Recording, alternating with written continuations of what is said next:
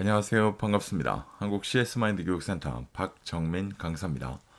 CS 리더스 관리사 2021년 3회차 지난 2021년 3월 14일 날 진행이 됐던 CS 리더스 관리사 정기시험 CS 개론 11번부터 20번까지 문제풀이 분석 동영상 시작하도록 하겠습니다. 자, 그러면 CS 개론 11번부터 보겠습니다. 성격 유형 지표 MBTI입니다. 저희 시험에 무조건 출제가 된 선호 경향 중 내향형에 대한 설명으로 가장 올바른 거. 자, 내향형이라는 관점은 저희가 이걸 수업에서 말씀을 드릴 때 이 설명 부분을 기억하셔야 되는 건 아주 독특한 키워드, 그 부분에서만 나오는 키워드를 가지고 기억을 하시는 게 좋습니다. 라고 안내를 드리고 있고, 이 키워드는 MBTI는 너랑 나랑 틀려가 아니라 너랑 나랑 달라의 관점이기 때문에 하나를 기억하셔서 반대 걸 만드시는 것보다는 이 내향형, 외향형은 그게 가능하거든요. 근데 다른 것들은 그게 쉽지가 않아요. 이렇기 때문에 그냥 그 키워드를 기억하시는 게 제일 맞아요. 그래서 폭넓은 대인관계, 그러면 외향형이라고 저희가 딱 떠올릴 수 있는데, 여기서 너랑 나랑 틀려였다면 좁은 대인관계를 얘기했을 거예요. 그런데 너랑 나랑 달라기 때문에 폭넓은 대인관계가 외향형이면, 내향형은 이 폭넓은 대인관계를 그대로 다른 관점으로 봐서 깊이 있는 대인관계, 이렇게 만들어질 거라는 거죠. 그래서 이 문제에서 보면 두 번째 설명이, 이번에 있는 설명이 맞는 내용이 됩니다. 그래서 내향형이라고 물어보면 깊이 있는 대인관계, 이렇게 기억을 하시면 딱 맞아요. 그럼 1번에 있는 사람과 관계에 큰 관심을 가져요 라고 얘기하면 저희가 알고 있는 감정형이죠. 그죠? 3번, 진실과 사실에 큰 관심을 갖고 논리적이고 분석적이며 객관적으로 판단합니다. 분석적이고 객관적이에요. 분석적이고 객관적이에요. 사고형이라 저희가 부릅니다. 분명한 목적과 방향이 있으며 기한을 엄수하고 철저히 사전 계획하고 체계적입니다. 사전 계획하고 체계적입니다. 라고 나오면 판단형이겠죠. 목적과 방향은 변화 가능하고 상황에 따라 일정이 달라지며 자율적이고 융통성이 있어요. 자율적이고 융통성이 있어요. 인식형입니다. 자, 이렇게 독특한 그 설명 부분에 나오는 키워드가 있기 때문에 그것만 기억하고 계신다면, 여기 나와 있는 이 총 8가지에 대한 거, 이것만 딱 나눠 놓으시면 어떻게 변화가 되더라도 충분히 대비가 가능한 문제 유형이었습니다. 꼭 한번 참고해 보시기 바랍니다. 12번, 메타그룹에서 제시한 고객관계관리 CRM의 분류 중 분석 CRM 내용에 가장 부합하는 게 뭘까요? 자, 분석 CRM, 그리고 운영 CRM, 협업 CRM이 있어요. 세 가지가. 분석 CRM을 딱 보면 키워드가 되는 내용은 분석 시스템을 수집 및 분석이에요. 이해가시죠? 이렇게 되는 게 키워드인데, 이러다 보니까 모든 고객 접점 채널에서 고객 정보를 수집해야 돼요. 예, 왜 그러냐면 우리 회사가 보유하고 있는 고객 정보가 뭐 예를 들어 5명이에요. 그럼 5명을 갖다가 분석한다는 건 솔직히 말해서 표본이 너무 적어요. 이렇게 되면 많은 정보를 수집해서 거기에서 분석을 해서 거기에 맞는 고객 성향 또는 고객 특성에 맞게끔 독특한 패턴을 찾아내서 거기에 맞춤형으로 뭔가 마케팅을 할 거라는 거죠. 그래서 저희가 잘 보면 길을 걸어갈 때 보행 중에 흡연하지 마세요 라고 플랜카드가 붙어 있어요. 그러니까 저희가 이런 걸 잘 보면 보행 중에 흡연하는 분들한테 뭔가 각성을 시키기 위해서 그런 걸 걸어 놓잖아요. 그러니까 그런 걸 저희가 캠페인 한다라고 부르고 있거든요. 그러니까 그 관점과 연관 지을 수 있는 내용들이라는 거예요. 자, 그럼 볼게요. 1번부터. 백오피스 나와요. 백오피스. 백오피스가 나온다는 건 분명히 프론트 오피스가 나와야 될 거예요. 그럼 프론트 오피스가 있는 거 보면 4번이 또 있어요. 백오피스와 프론트 오피스가 나온다는 건 딱 두 가지 키워드로 보면 어떤 게 떠오르셔야 돼요? 네, 운영 CRM이요. 그죠? 그럼 1번과 4번은 운영 CRM 얘기일 거예요. 그럼 2번, 비효율적 업무 프로세스를 도출해냅니다. 자, 이건 협업 CRM이 하는 일이죠. 협업 CRM에서의 특징이에요. 그럼 3번, 채널 다양화로 일관된 서비스를 제공합니다. 이게 굉장히 이제 논란이 될 수 있는 내용이기 때문에 왜냐면 해석하는 데 따라 달라지기 때문에 채널의 다양화입니다. 저희가 기본적으로 알고 있는 건 O2O예요. 온라인 투 오프라인. 요즘엔 O4O, 온라인 포 오프라인까지 가고 있어요. 이해가시죠? 이런 걸 저희가 옴니 채널이라고 부르기도 하는데 아마 SMAT 준비하시는 분들은 이걸 번들링이라고 배우실 거예요. 아마 채널 번들링이라고 저희가 부르게 되기도 하는데 그러면 이 채널 다양화로 나눠진 온라인 오프라인을 일관된 서비스를 제공해 드리겠습니다. 라고 한다는 거 온라인과 오프라인이 서로 간에 일관된 서비스를 하기 위해선 양쪽에서 협업이 되셔야 될 거예요. 그래서 협업 CRM이에요. 이해가세요? 그러면 1번, 4번 운영 CRM, 2번, 3번 협업 CRM, 5번 고객 캠페인을 통한 타깃 마케팅이 수행해집니다. 타깃 마케팅을 수행합니다. 수행해지는 게 아니라 이렇게 되면 고객 캠페인을 한다. 야, 그러니까 수집해서 분석하고 여기서 패턴을 찾아내는 게 그걸 데이터 마이닝이라고 저희가 부르고 이렇게 된다는 것 보면 5번 설명이 결국 분석 CRM에 해당하는 내용이겠구나. 이렇게 충분히 유추할 수 있는 내용이에요. 이해가 되니까 단순히 암기만 한다고 될 일은 아니라는 거예요. 분명하게. 물론 뭐 1번, 2번, 3번, 4번은 일정 부분의 키워드는 알고 계셔야겠죠. 여기 CRM과 어울리는 거야. 또는 여기 CRM에 해당하는 특징이야. 이런 관점이 필요하기 때문에 이 문제 꼭 체크해놓고 보시기 바랍니다. 다음 문제. 고객관계관리 CRM의 등장 배경 중 고객의 변화에 해당하는 거. 자, 여기에선 이 문제 키워드가 지금 고객의 변화거든요. 근데 고객의 변화뿐만 아니라 시장의 변화가 있어요. 두 가지가 있기 때문에 이 두 문제는 아마 여러분이 지금 보고 계시는 저희가 추천하는 그 교재에 보시게 되면 이 설명이 없어요. 없다고 본다면 이건 둘 중에 하나만이라도 철저하게 암기가 돼 있으셔야 돼요. 이건 방법이 없어요. 이러다 보니까 고객의 변화라고 얘기하면 고객의 다양성 증대, 생활 방식의 변화, 고객들의 지식화, 고객 만족의 준거 변화, 고객 기대 수준의 상승, 로열티의 감소, 로열티의 감소는 충성도의 감소라는 거예요. 요즘 세대, MZ 세대가 실제로 이런 특성을 갖고 있다고 부르기도 합니다. 자, 이렇게 되면 제가 6가지를 지금 불러드렸는데 잘 보시면 6가지가 전부 다 누구의? 개인의 변화예요. 개인의 변화. 저희가 경제학에서 개인의 변화는 뭐라 그래요? 미시적이라고 부르거든요. 저희가 간단하게. 그럼 시장의 변화가 있어요. 제품 차별화의 희석, 고객 확보 경쟁의 증가, 시장의 세분화, 대중 마케팅의 비효율 효율성 증대, 고객의 협상력 증가. 자, 이렇게 5가지를 말씀드렸는데 이것들은 잘 보면 개인이 변화하는 게 아니라 개인들이 속해 있는 전체 시장, 환경의 변화를 지금 얘기하고 있거든요. 그러니까 이렇게 두 가지로 구별이 되세요, 분명하게. 제가 지금 미시적, 거시적, 제가 환경의 변화라고 지금 말씀드린 것처럼 경제학에서 개인 빼고 전부 다를 거시적이라고 부르잖아요, 저희가. 이해가 되니까 이렇게 설명드리는 이유는 뭐냐면 암기를 피해 가려고 지금 하는 거예요. 자, 그럼 보세요. 1번. 시장의 세분화. 시장의 변화할 거예요. 시장의 규제 완화. 이것도 시장의 변화예요. 왜? 거대한 이 환경이 변화하는 거니까요. 3번.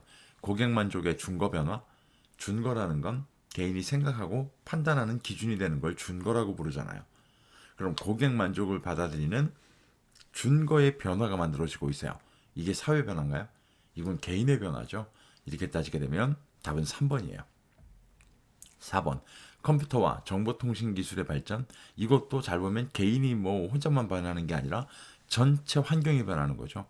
5번. 대중 마케팅의 비효율성 증대. 이거로부터 연구가 시작돼서 나오기 시작한 게 쭈루룩 지나가면서 나오는 게 그게 CRM이라고 배우시잖아요. 이해가세요? 이렇게 되면 5번도 아까 말씀드렸지만 시장에 변할 거라는 거예요. 이해가시죠? 자, 이렇게 되면 충분히 고객의 변화와 시장의 변화는 암기하지 않아도 구별할 수 있는 방법은 충분히 존재한다는 겁니다. 꼭 기억하시기 바랍니다. 다음 문제.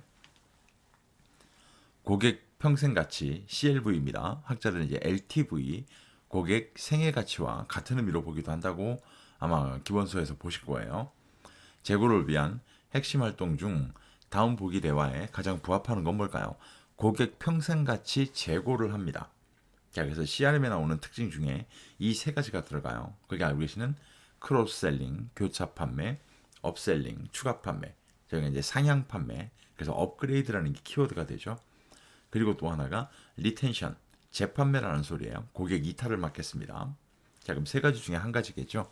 보기를 볼까요? 직원, 환영합니다. 고객님, KIE 버거입니다. 주문 도와드릴까요? 손님, 네, CS 버거 세트 하나 포장해 주세요. 자, 여기까지는 그냥 일상적인 서로 간에 주문하고 주문 받고의 대화예요. 직원이 얘기합니다. 500원 추가하시면 햄버거 라지 사이즈 가능하신데 변경하시겠습니까? A라는 제품을 구매하기 위해서 손님은 왔는데 500원을 더 지불하게 되면 A가 아니라 A 플러스로 올라갈 수 있답니다. 자, 이렇게 되는 거 저희가 추가 판매의 의미죠. 쉽게 얘기해서 업셀링이라는 소리거든요. 키워드는 업그레이드가 되잖아요. 이해가세요? 그래서 손님, 네, 그럼 변경해 주세요. 자, 이렇게 보기 나와 있는 내용만 따지게 되면 세 번째 있는 보기가 키워드가 되겠죠. 정답을 지목하는. 이해가시죠? 그래서 500원 추가하시면 햄버거 라지 사이즈 가능하신데 변경하시겠습니까? 사러 온 제품의 A라는 딱 수준에서 500원 추가하시면 큰 돈이 햄버거 전체의 세트 가격보다 어떻게 보면 적은 금액일 거예요. 이 금액을 추가하시면 A 플러스라는 등급으로 바뀌게 됩니다. 저희가 알고 있는 업셀링, 상향 판매라는 걸 충분히 유추할 수 있는 문제 유형이기도 합니다. 크로스셀링, 교차 판매는 키워드 또는 의미가 접목이라는 게 나오겠죠. 접목. 네, 뭔가 A라는 걸 사러 와가지고 플러스 A 다시라는 것도 사갑니다. 이런 개념일 거예요. 리텐션, 고객 유지, 이탈하지 않고 자사 고객으로 유지합니다. 그러니까 이탈 고객을 막습니다. 이런 의미로 보시면 될 것 같습니다. 다음 문제. 다음 중 고객관계관리 CRM의 특징에 대한 설명으로 가장 거리가 먼 거. 자, CRM의 특징을 물어봅니다. CRM의 특징 물어봅니다. 그러면 딱 떠오르셔야 되는 두 개 단어 일단 먼저 전사적, 장기적일 거예요. 이 두 가지는 무조건 알고 계셔야 돼요. 자, 그럼 이 두 가지 개념으로 같이 한번 봐요. 1번, 다양한 방법으로 고객의 데이터와 정보를 얻고 이를 전사적 차원에서 활용합니다. 전사적 차원에서 활용합니다. 맞을 거예요. 맞을 거예요가 아니라 맞아요. 2번, 기업 업무 프로세스의 통합과 혁신을 요구합니다. 맞죠? 네, 이것도 전사적으로 해야 되기 때문에 3번, 신뢰를 바탕으로 고객과 쌍방향의 관계를 형성하고 지속적으로 발전시키는 것을 의미합니다. 장기적이에요. 맞죠? 4번, 수익의 원천을 상품으로 보고 시장 점유율 중심에 맞을까요? CRM은 고객 점유율을 뭐랄까요? 지향하는 이 관점이겠죠. 세스 고든이라는 사람, 야후의 마케팅 부사장이었던 그 사람이 그렇게까지 주장을 했잖아요. 매스 마케팅을 활용합니다. 아니요. 매스 마케팅의 비효율성이 나오면서 CRM이 시작된 거라니까요. 바로 앞 문제에서 알려줬잖아요. 그죠? 이렇게 따지면 4번 설명이 잘못되어 있죠. 이해가시죠? 그러니까 4번 설명 같은 경우는 이 차별적인 타겟 마케팅을 활용해야죠. 왜 그러냐면 저희가 고객의 정보를 얻어서 고객의 숨겨진 패턴을 찾아서 데이터 마이닝 이걸 갖고 캠페인을 하면서 뭔가 고객 점유율을 상승시키는 게 지향점입니다. 라고 본다 그러면 차별적인 타겟 마케팅이라고 설명해야 되는 게 맞는 설명일 거예요. 그 5번에 보면 차별적 타겟 마케팅 여기서 벌써 답을 또 지목하고 있어요. 추진하여 전반적 마케팅 활동의 통합적 효율성을 제고합니다. 이게 맞는 설명이겠죠. 그래서 이 문제에서 보면 4번 설명이 잘못되어 있습니다. 다음 문제. 고객관계관리 CRM의 실패 요인. 결국 실패 요인 찾으면 다시 한번 전사적, 장기적이 안 된다는 소리예요. 의미 없는 데이터베이스 자료로 보기 어려운 거. 자, 의미 없는 데이터베이스 자료라는 건 실제로 저희가 아무리 어필을 해봤자 뭐 고객 점유율을 늘릴 방법이라든가 이런 게 쉽지 않은 것들이겠죠. 자, 그럼 볼게요. 1번. 단위당 판매가 작은 경우 한번 저희가 이 제품을 만들면 뭐 전국에 있는 우리나라 전체 국민 뭐 5,500만이 넘어간다고 하는데 이 중에 딱 10개 팔려요. 그럼 이거 가지고 저희가 마케팅에 드라이브를 걸 수 있을까요? 뭐 쉽지 않은 거예요. 2번. 평생 단 한 번 구입하는 제품. 네, 그랜드 피아노. 그랜드 피아노 같은 경우를 구매한 다음에 뭐 2년에 한 번씩 바꾸는 게 아니잖아요. 이해가시죠? 이런 거.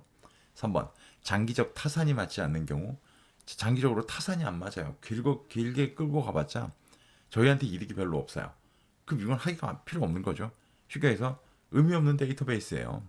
4번 정보 수집에 적은 비용이 드는 경우. 정보 수집에 적은 비용이 들어요. 이게 정보를 수집하는데 비용이 적어요. 이게 의미 없는 데이터가요? 아니죠. 기업에서는 이게 유리하잖아요. 그래서 이 내용 같은 경우는 정보 수집에 비용이 많이 드는 경우, 이럴 경우엔 의미 없는 데이터가 되는데 4번처럼 정보 수집에 적은 비용이 드는 경우 이건 의미 없는 데이터는 아닐 거예요. 기업 입장에서는 충분히 활용할 수 있는 데이터라는 거죠. 5번 상표에 대한 충성심을 보이지 않는 제품. 자, 이것도 의미 없는 데이터예요. 굳이 이걸 가지고 여기에다가 뭔가 드라이브를 건다든가 이렇게 기업이 집중할 필요는 없다라는 얘기죠. 이해가세요? 그래서 1번, 2번, 3번, 5번 같은 경우는 의미 없는 데이터가 맞아요. 이건 기업 입장에서 CRM을 할 때 이건 솔직히 말해서 기업이 크게 중요도가 떨어진다는 소리예요. 근데 4번 설명 같은 경우는 의미 없는 데이터는 아니라는 거예요. 분명히 지금 이 문제에서만 보면. 이해가시겠죠? 4번. 이 문제는 한번 체크해 놓으시기 바랍니다. 단순하게 워딩 하나 바꿨는데 의미를 찾아내기가 이렇게 쉽지가 않아요. 여러분 꼭 기억하시기 바랍니다. 다음 문제. 다음 중 ECRM에 대한 설명으로 가장 올바르지 않은 거. 자, 앞에 E자가 붙어요. 그럼 온라인으로 간다는 소리예요. 온라인으로 간다는 얘기는 잘 보시면 일단 오프라인에 직원이라는 개념이 없어져요. 직원이라는 개념이 없어진다는 건 흔히 저희가 좀 어려운 말로 운영 비용이 절감된다는 얘기예요. 그래서 온라인으로 가게 되면 운영 비용이 거의 제로에 가깝죠. 그러면 운영 비용이 제로라는 건 초기에 창업하는 비용도 제로일까요? 그렇지가 않아요. 초기에 투자 비용은 꽤 많이 들어가요. 저희가 알고 있는 뭐 홈페이지 개설하는 것만 보더라도 비용은 상당하거든요, 분명하게. 이해가 가시죠? 이런 관점들이 있는 거예요. 그리고 온라인으로 간다는 건 단수 채널이에요. 왜냐하면 고객이 온라인에 접속하기 전에는 야들이랑 접속할 방법이 없어요. 기업에 접근할 방법이 없는 거예요. 이해가 가세요? 그러니까 이런 관점인 거죠. 하다못해 전화도 없어요. 전화도. 우리나라에서 대표적으로 보면 카카오톡 같은 경우에 전화 문의가 안 돼요. 애초에 전부 다 온라인으로만 접근해야 돼요. 이해가 가시죠? 이렇게 나오는 것처럼 단수 채널이라는 거예요. 자, 이런 특징만 알고 계신다면 충분히 문제풀이가 가능해요. 1번. 초기 기반 시설에 대한 설치 비용이 높은 반면 유지 관리 비용이 낮아요. 거의 제로에 가깝다니까요. 이해가시죠? 맞는 설명이에요. 2번. 영업점 방문, 전화, DM, TM 등 복수의 분산된 채널을 적절하게 활용합니다. 맞을까요? 네, 이 복수의 분산된 채널이라는 건 오프라인 얘기하고 있는 거죠. 이해가시죠? 그래서 온라인은 단수 채널이에요. 누구나 다 온라인에 접속하기 전에는 방법이 없다라는 거죠. 자, 이렇게 따지면 2번 설명이 ECRM에 대한 설명으로는 해당하지 않는 내용이 될 겁니다. 3번 고객 요청 시 언제든지 온라인에 접속하여 처리할 수 있기 때문에 이래서 단수 채널이라고 부르는 거예요. 단순한 절차와 실시간 처리가 가능합니다. 맞죠? 4번 커뮤니케이션, 마케팅의 다양성을 중시하여 적극적인 고객화를 통한 장기적인 수익 실현을 목적으로 해요. 장기적이라고 나와요. 맞아요. 5번 구매 이력 이외에 방문 횟수, 관심 횟수, 광고 관심 횟수, 게시판 사용 횟수 등 고객의 행위를 표현하는 다양한 정보를 사용할 수 있어요. 저런 관점. 앞에 나온 저 횟수 저걸 갖고 기반으로 해서 요즘 4차 산업에 사용하고 있는 것 중에 대표적인 게 뭐예요? 그게 빅데이터잖아요. 이해가세요? 온라인으로 가니까 가능해지고 있는 것들. 이해가시죠? 자, 이렇게 따지면 이 문제는 아주 간단하게 구별할 수 있는 문제 유형이었습니다. 다음 문제. 다음 중 ECRM 전략에서 고객 접근 전략에 해당하는 거. 자, 고객 접근 전략이라는 건 온라인에서 오프라인처럼 뭐 하는 거? 잠재 고객. 아직까지 우리랑 거래가 없는 고객들을 쉽게 해서 활성화시키는 하나의 전략일 거예요. 자, 그러면 관심, 아직까지 우리를 모르는 사람 잠재 고객한테 우리 걸 알게 만들어 주는 거죠. 이해가세요? 이런 관점이라고 본다면 가장 대표적인 거, 퍼미션 마케팅이 떠오르셔야 돼요. 퍼미션 마케팅. 고객한테 허락받으세요. 온라인에서 누군가에게 우리 회사를 알게 홍보한다는 관점은 강요하는 관점이 될 수 있기 때문에 강요하면 안 돼요. 허락받으셔야 돼요. 이걸 얘기했던 사람이 아까 잠깐 나왔던 세스 고딘이었어요. 이해가시죠? 그러면 퍼미션 마케팅의 대표적인 방법이 옵트인 메일이에요. 이해가시죠? 이건 뭐 옵트 아웃 메일도 있어요, 따로. 옵트인 메일, 허락받은 사람에게만 메일 보내줘요.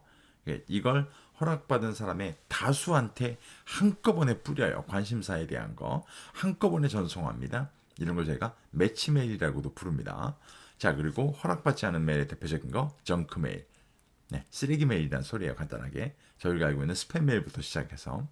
자, 이렇게 따지면 고객 접근 전략, 그러면 1번 설명이 맞는 거죠. 이해가세요? 자, 그럼 리마인드 서비스는 뭘까요? 리마인드 서비스, 고객님 우리가 당신 기억하고 있어요. 고객 뭐 하는 거? 네, 만족시키는 전략, 고객 만족 전략. 어드바이스 서비스, 고객님 당신 이런 거 할 때 우리 거 구매할 때 우리가 좀 알려드릴게요. 옆에서, 네, 옆에서 서포트하는 것처럼 알려드릴게요. 어드바이스 서비스, 만족 전략. 인센티브 서비스, 당신 우리 거 구매하시잖아요. 그럼 저희가 일정 부분에 대한 포인트를 제공해 드릴게요. 네, 그걸로 다음번 구매할 때 또 사용하세요. 네, 유지 전략. 제가 왜 다음번 사용할 때라고 얘기를 하느냐, 다른 데로 이탈하게 만들면 안 되니까요. 이해가시죠? 개인화 서비스, 당신한테 맞춰드려요. 저희가 표준화된 것만 말고요, 당신한테 맞춰드릴게요. 유지 전략입니다. 이해가시죠? 이 문제의 기반은 일단 암기 베이스입니다. 그래서 암기해야 된다는 관점을 꼭 좀 기억하시기 바라겠습니다. 다음 문제. 휴스턴과 레빙거가 제시한 인간관계 형성 단계. 자, 인간관계 형성 단계. 휴스턴과 레빙거가 얘기한 거. 이걸 저희가 흔히 얘기할 때 뭐라 불러요? 첫 번째, 인상 형성 단계. 흔히 이제 저희가 면식 단계라고 불러요. 얼굴만 보는. 그 다음 단계로 넘어가면 피상적 역할 단계라고 저희가 부르죠. 피상적 역할 단계. 이제 서로 간에 접촉이라는, 이 접촉이라는 건 내가 하나 해주면 너도 나 하나 해주겠지? 이런 관점. 그 다음 단계가 친밀한 사적 단계예요. 이렇게 세 가지를 갖고 지금 물어보고 있는 건데, 이 세 가지를 구별할 때 가장 쉬운 방법은 선생님들, 호혜성이 있느냐 없느냐 초월하느냐, 이 기준이에요. 이 기준이 딱 맞아요. 그래서 저 좀 봐요. 처음에 직접적인 접촉이 일어나지 않아요. 쉽게 얘기해서 얼굴만 봐요. 결국 호혜성이라는 게 일어나지 않아요. 내가 하나 해주면 너도 나한테 하나 해주겠지? 이 관계가 안 일어나요. 이걸 인상 형성 단계라 불러요. 한 단계 앞으로 가면, 더 들어가면 이젠 직접적인 접촉이 일어나요. 교류가 일어난다는 얘기예요. 그럼 내가 하나 해주면 이 사람도 나한테 하나 해주겠지? 제가 오늘 감사하니까 저녁 살게요. 제가 그럼 이따가 저녁 드시고, 제가 잘 아는 와인집이 있는데 와인에 가서 제가 와인 대접할게요. 이런 관점이 만들어진다는 거예요. 호혜성이 일어납니다. 피상적 역할 단계. 호혜성을 초월해요. 그 다음 단계는 무슨 얘기예요? 그냥 아낌없이 줘도 안 아까워요. 이 사람한테. 그래서 가족, 뭐 연인, 뭐 친구, 이런 사이에서 일어나는 걸 친밀한 사적 단계. 자, 그럼 보기로 봐요. 두 사람 사이에 직접적인 교류가 일어나요. 자, 그럼 직접적인 교류가 일어난다는 건 인상 형성 단계는 아니라는 거예요. 공정성과 호혜성이 관계 유지의 주요 원인으로 작용합니다. 호혜성이 관계 유지의 주요 원인이래요. 결국 뭐예요? 내가 하나 사면 너도 나 하나 사주겠지? 이 관점이에요. 아까 이 관점으로 나오는 거 피상적 역할 단계, 저희가 접촉 단계라고도 불러요. 자, 요거 단계. 요 문제는 다시 한번 말씀드리지만, 이 휴스턴과 레빙거가 제시한 인간관계 형성 단계 세 가지, 인상 형성 단계, 저희가 면식 단계라 부르고, 피상적 역할 단계, 이걸 접촉 단계라 불러요. 그다음에 친밀한 사적 단계, 상호 의존적 단계. 자, 이렇게 됐을 때 호혜성이 없느냐 있느냐 초월되느냐, 이렇게 구별하시면 정확히 향후 문제에도 대비가 가능하실 겁니다. 자, 이번 영상 마지막 문제입니다. 부적응적 인간관계 유형 중 실제로 깊이 있는 인간관계를 맺지 못하지만, 자, 여기까지는 딱 전제예요. 겉으로는 이라고 나와요. 아니, 겉으로는, 저희가 겉으로는 바깥으로만 그렇게 보여요. 이걸 얘기하는 세 글자가 있죠. 피상적이라고 불러요. 저희가 넓고 원만한 인간관계를 맺고 있는 것으로 보이는 유형은 겉으로는 넓고 원만한 인간관계를 맺고 있는 것처럼 보입니다 라고 얘기가 되면 피상형이라는 걸 딱 떠올리실 수 있는 문제의 유형이기도 합니다. 이해가시겠죠? 의존형이라고 부르면 뭐라 그래요? 의지하려고 하며 의지하는 사람한테 항상 관심과 애정을 확인하고자 하는 유형. 저희가 그래서 어렸을 때 의존하던 습성이 성인이 된 다음에도 누군가에 의존하려고 합니다. 라는 걸 저희가 뭐라 불러요? 네, 피터팬 증후군이라고 부르기도 합니다. 관리형, 얘는 없죠. 구분 관점에. 그죠? 회피형이라는 게 있어요. 회피형. 이거 고립형이라고 부르는데, 회피형, 고립형이 지금 동일한 내용이에요. 3번, 4번이. 인간관계의 폭이 극히 제한되어 있어요. 네, 이렇게 보시는 설명이 맞는 거죠. 이해가시겠죠? 자, 이렇게 보면 오늘 10문제를 풀어봤는데요. 유독 영상이 길었어요. 왜냐면 설명이 굉장히 필요한 내용들이 많았기 때문에. 그래서 이번 파트는 좀 잘 좀 보셔야 될 것 같습니다. 영상에 대한 거. 이렇게 조금은 원론적인 걸 물어봤던 문제들, 가능하면 암기를 회피하기 위해서 암기 말고 문제 푸는 방법들 위주로 말씀을 좀 드렸습니다. 이 영상만으로 나는 충분히 이 문제풀이에 대한 이해가 가능하다라고 한다면 뭐 저희도 도움이 된 것 같아서 저희도 감사드릴 일이지만, 만약에 그렇지 않다 그러면 또 한번 저희가 홍보 좀 할게요. 오른쪽에 있는 두 가지 위아래 화면 사진, 위에 게 저희 네이버 카페 화면이에요. 실제로 뭐 검색 사이트에서 지금 박정민 강사를 검색하시면 제 카페 글들은 다 나와요. 전부 다 가입하시게 되면 카페가 유료화되어 있어요. 왜냐면 문제집을 구매하시면 구매하신 분한테는 뭐 시험에 대한 모든 솔루션을 다 제공해 드립니다. 다양하게. 그래서 왼쪽 보시는 것처럼 정말 다양한 포맷 형태로 만들어진 솔루션들을 제공을 해드리고요. 각자의 어떤 시험 준비 패턴에 맞게끔 전체적으로 다 보시기 편한 내용들을 갖고 제공해 드립니다. 전부 다 이북의 형태로 제공해 드리고 있고요. 저희는 전부 다. 아래쪽에 보시는 세 가지가 저희가 지금 현재 온라인 서점이라든가 여러 가지 뭐 판매처에서 이북의 형태로 판매되고 있는 문제집들이에요. 실제로 챕터별 기출 문제, 21개의 챕터로 나눠져 있어가지고요. 문제 유형의 변화라든가 문제를 풀 수 있는 어떤 방법론에 대한 것들을 제시해주는 문제집으로서는 시중에 그 어떤 문제집도 저런 형식의 문제집은 없어요. 네, 가장 뭐 현존하는 독보적이라고 말씀을 드리지만 분명히 시험을 준비하는데 도움이 되실 겁니다. 세 가지 중에 한 가지만 구매를 하셔도 나머지 것들도 다 제공이 됩니다. 전부 다. 이렇기 때문에 아마 시험을 준비하는 데 있어서는 가장 월등한 하나의 커뮤니티가 되지 않을까라고 생각을 합니다. 한번 활용해 보시면 도움이 될 것 같고요. 다음번 영상은 CS 개론 21번부터 30번까지 문제풀이 분석 동영상으로 찾아뵙도록 하겠습니다. 유독 긴 시간이었는데 긴 시간 고생 많으셨습니다. 고맙습니다.